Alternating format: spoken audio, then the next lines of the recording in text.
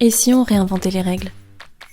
On grandit en pensant qu'il y a un modèle à adopter, un parcours tout tracé qui nous attend. Suivre les règles, entrer dans les cases. Mais et si ce modèle n'était pas vraiment fait pour nous ? Et si suivre un chemin différent était justement ce qui rend nos rêves possibles, ce qui donne vie à ce qu'on porte au fond de soi ? Se faire confiance et affronter l'inconnu avec pour seules armes la passion et l'audace. Alors, forcément, il y a des moments où on se perd, d'autres où on doute. Mais cette route, elle est aussi remplie de bonnes surprises et de réussites qu'on n'aurait jamais imaginé vivre si on s'était pas lancé. Il n'y a pas de mode d'emploi pour réaliser tes rêves, mais il y a un point de départ. Et ce point de départ, c'est toi.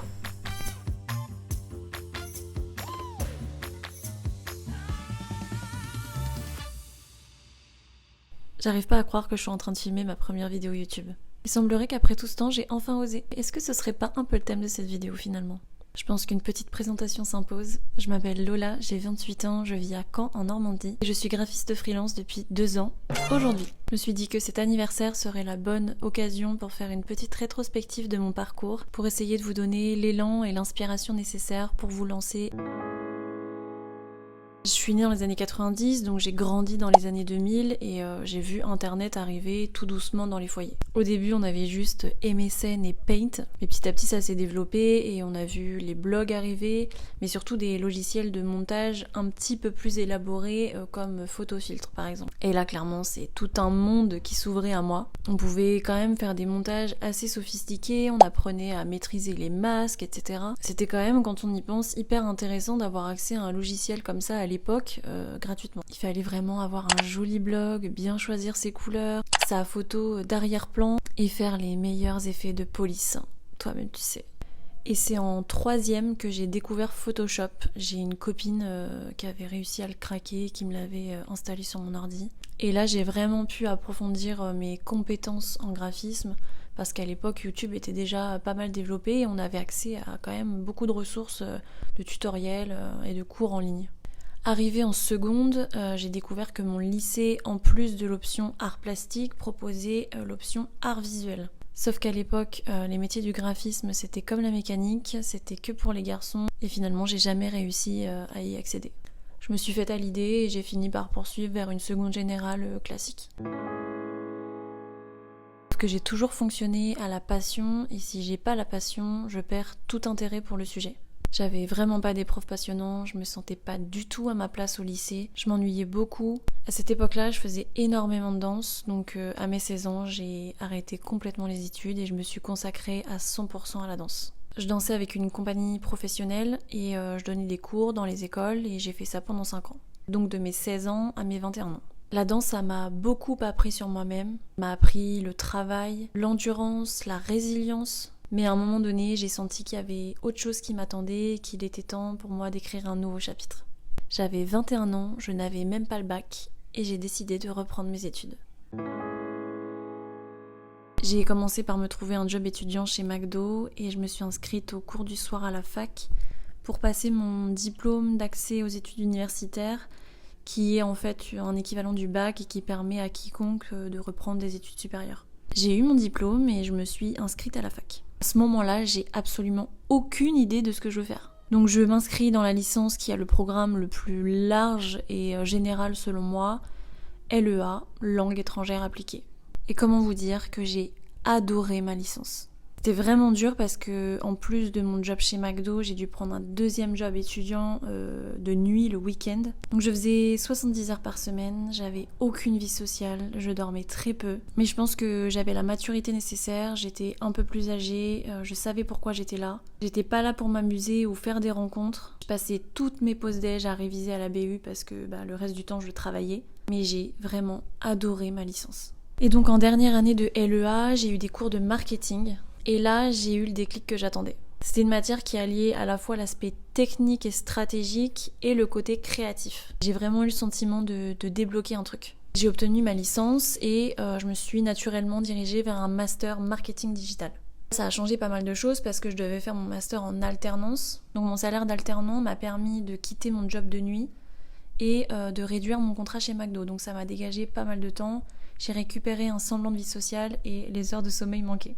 Donc pour mon master, la première année, on a eu quelques cours de Photoshop, mais vraiment basiques. On a vraiment vu les bases du logiciel, donc bon là j'ai pas appris grand chose. Par contre en deuxième année, on a eu des cours très basiques encore une fois, d'Illustrator, mais pour un logiciel du coup que je ne connaissais pas du tout. Et un jour, en cherchant des tutos Illustrator sur YouTube, je suis tombée sur les vidéos de Abby Connick, qui est une graphiste britannique si je dis pas de bêtises. Et elle fait uniquement du branding, donc du design de marque. Et là je me suis dit, ok, c'est ça que je veux faire. Et finalement, si je regarde en arrière, ça a toujours été là. J'ai toujours été passionnée par ça. Et il a suffi d'un refus en option art visuel pour me dire bon bah je laisse tomber. Et là, j'ai saigné sa chaîne YouTube. J'ai regardé toutes ses vidéos et j'ai commencé à m'entraîner. Et donc la toute première identité visuelle que j'ai faite, c'est tout simplement une refonte fictive de l'entreprise dans laquelle je faisais mon alternance. Et très innocemment, j'ai publié une vidéo de cette refonte sur les réseaux. Et la vidéo a fait 100 000 vues, j'ai clairement pas compris ce qui se passait. De là, j'ai découvert des comptes Instagram qui proposent des briefs fictifs. Donc en gros, toutes les semaines, ils publient un brief sur leur page, on a une semaine pour le faire. À l'issue de cette semaine, ils choisissent 3 candidats dont ils ont préféré l'identité proposée. Et ils organisent un petit concours en story et leur communauté vote pour celle qu'ils préfèrent. Et le gagnant a le droit à un post sur leur compte Instagram. Donc niveau visibilité, c'est vraiment pas mal. Donc moi, toutes les semaines, je me saignais à ça. Je prenais vraiment ça hyper au sérieux, genre vraiment comme un taf. J'ai gagné genre 1000 abonnés en un mois. Et de là, j'ai commencé à recevoir des messages de marques qui souhaitaient que je travaille pour elles, pour leur faire leur identité visuelle ou leur logo. Et moi j'étais choquée, je faisais ça genre depuis 2-3 mois, je m'entraînais, je faisais ça pour le plaisir, c'était pas du tout mon travail. Je leur expliqué que c'était pas possible, que j'avais pas d'entreprise, que je faisais ça juste comme ça, que j'étais étudiante et que j'y connaissais rien quoi. Et je voulais vraiment continuer à m'entraîner et je me sentais pas du tout prête à travailler pour des vrais clients. Sauf que les mois passés, je continuais à m'entraîner beaucoup, à travailler énormément, à publier mon travail et je recevais vraiment de plus en plus de messages de marques. Je me suis dit écoute, ça te coûte rien, crée ta micro-entreprise, t'as rien à perdre, t'as un job, t'es étudiante. Voilà, au pire c'est que du plus et ça t'oblige à rien.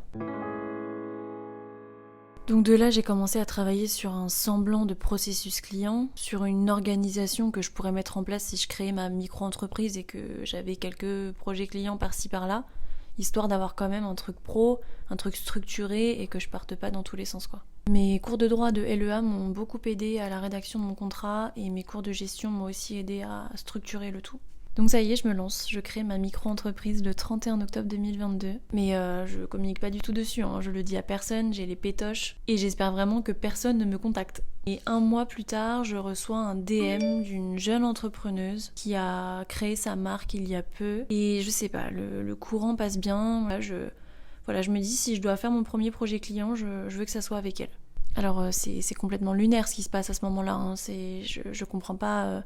comment c'est possible qu'une petite marque puisse investir une grosse partie de ses économies dans mon travail. Je me dis, là, t'as pas le droit à l'erreur, quoi. Elle croit en toi, elle a besoin de toi, tu peux pas la décevoir. Mais je me dis qu'elle a certainement aussi peur que moi parce qu'elle a investi de l'argent. Donc je fais tout pour qu'elle se sente en confiance, qu'elle se sente écoutée. Vraiment, je la chouchoute et je donne tout pour lui fournir un travail qui soit à la hauteur de ses attentes et de la qualité de son travail. Et je suis juste choquée du tout premier retour qu'elle me fait. Elle est trop contente. Vraiment, là, c'est un gros poids qui s'enlève de mes épaules. Donc voilà, on fait les petits ajustements et le projet se passe super bien du début à la fin. Et là, du coup, j'ai vraiment pris conscience qu'il y avait quelque chose à faire et que même si j'avais pas de diplôme dans ce métier, je pouvais être légitime.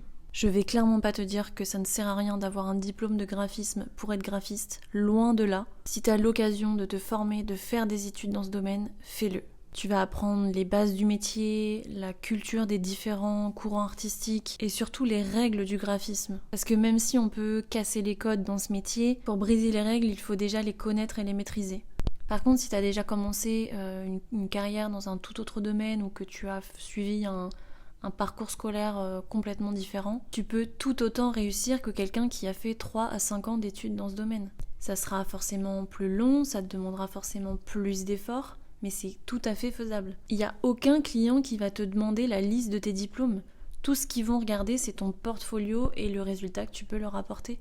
Je dirais même que souvent, les autodidactes mettent tellement de passion dans ce qu'ils font que ça se ressent dans leur travail. Personnellement, les graphistes que j'admire le plus actuellement, c'est tous des autodidactes et ils ont des milliers, des dizaines de milliers d'abonnés et des centaines de clients. Alors peu importe où tu en es aujourd'hui, que tu aies des diplômes ou non, que tu te sens prêt ou pas encore, lance-toi, fais le premier pas, même si tu sais pas où ça va te mener. Parce que ce qui compte, c'est pas de tout maîtriser parfaitement dès le départ, mais c'est de croire en cette petite étincelle qui te pousse à avancer. Poste ton travail, même si c'est pas parfait, même si ça peut encore être amélioré. La communauté, en plus des graphistes et des illustrateurs sur les réseaux, est en grande majorité bienveillante et ça te permettra d'avoir des retours sur ton travail, d'avoir des conseils, des astuces. Je te dis pas que ce sera facile et que tout sera parfait. Je te dis juste que si tu as cette passion, cette petite flamme qui brûle en toi, tu te dois de lui donner une chance. Tu regretteras jamais d'avoir osé. Par contre, tu risques de regretter de ne jamais avoir essayé. Et si, finalement, croire en soi était le plus grand acte de courage et la plus belle promesse qu'on puisse se faire.